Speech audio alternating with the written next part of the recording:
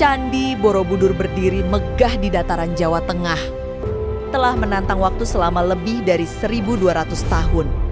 Saat kabut pagi perlahan tersibak dan matahari mulai terbit, siluet stupa-stupa batu muncul dengan anggun.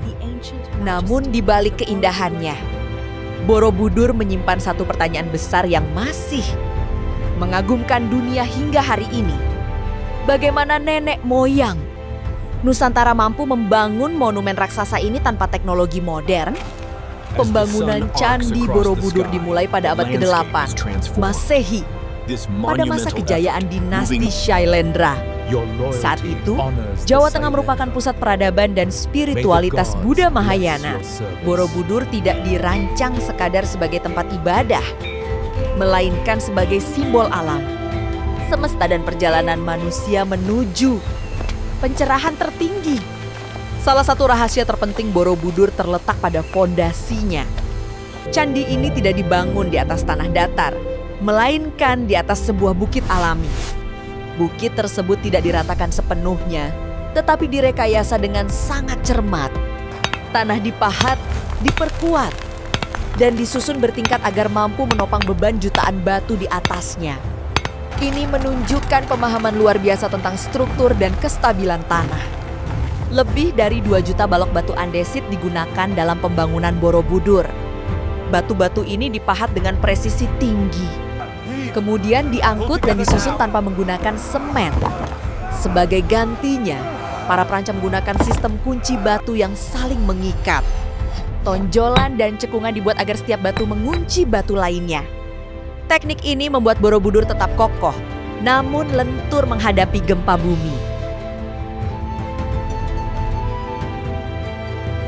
Borobudur dirancang untuk bertahan di lingkungan tropis.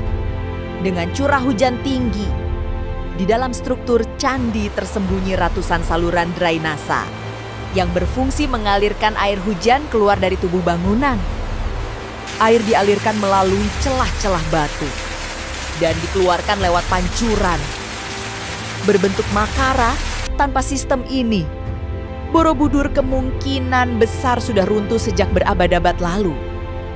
Jika dilihat dari atas, Borobudur membentuk mandala raksasa. Struktur candi terbagi dalam 3 tingkat spiritual.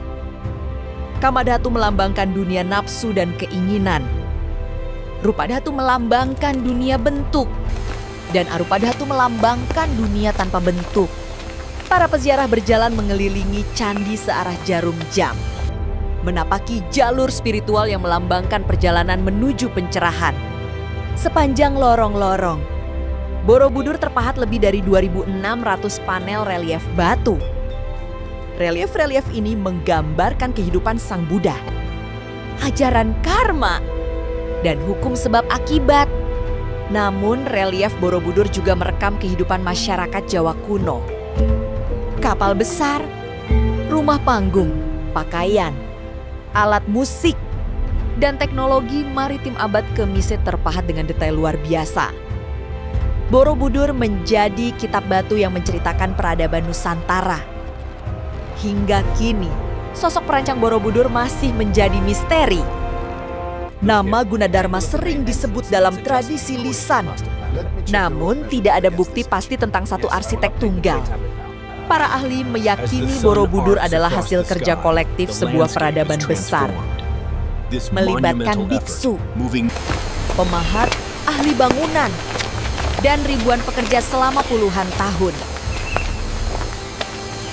Seiring berjalannya waktu, Borobudur ditinggalkan. Letusan gunung berapi, perpindahan pusat kekuasaan, dan perubahan kepercayaan membuat candi ini tertimbun tanah dan abu vulkanik. Selama berabad-abad, Borobudur terlupakan dan tertutup hutan.